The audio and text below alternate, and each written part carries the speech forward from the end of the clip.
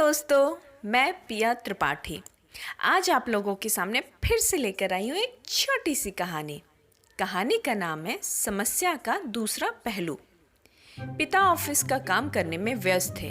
उनका 10 साल का बच्चा बार बार कोई ना कोई सवाल लेकर उनके पास आता और पूछ पूछ कर तंग करता। बच्चे की इस हरकत से पिता परेशान हो रहे थे। इसका हल निकालते हुए उन्होंने सोचा, क्यों ना बच्चे को कोई ऐसा काम दे दूं जिसमें वो कुछ घंटे उलझा रहे और उतने समय में मैं अपना काम भी निपटा लूंगा। इसलिए अब की बार जब बच्चा आया तो पिता ने एक पुरानी किताब उठा ली। उसके एक पेज पर वर्ल्ड मैप बना हुआ था। उन्होंने वो किताब का पेज फाड़ दिया और फिर उस पेज को कई छोटे छोटे टुकड़ों में काट दिया।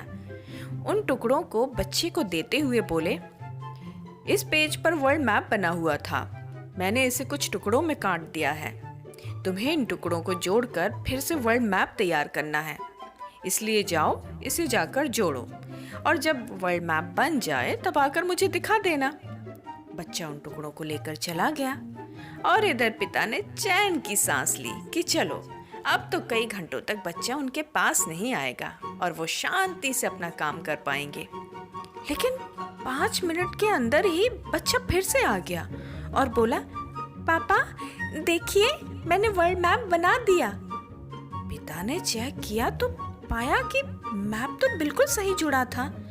उन्होंने हैरत से पूछा, ये तुमने इतनी जल्दी कैसे कर दिया? तो बच्चा बोला, पापा ये तो बहुत आसान था। आपने जिस पेज के टुकड़े मुझे दिए थे उसके एक साइड पर वर्ल्ड मैप बना था और एक साइड पर कार्टून। मैंने कार्टून को जोड़ दिया और वर्ल्ड मैप अपने आप तैयार हो गया। पिता बस बच्चे को देखता रह गया। तो देखा दोस्तों, हम अक्सर कोई बड़ी समस्या सामने आने पर उसे देखकर ये सोच लेते हैं कि समस्या बहुत बड़ी है और हल हो ही नहीं सकती।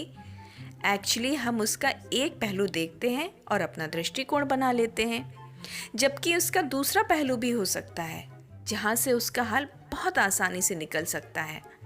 इसलिए जीवन में जब भी समस्या आए तो हर पहलू को देखकर उसका आकलन करना चाहिए। देखना, कोई ना कोई आसान हल जरूर मिल जाएगा।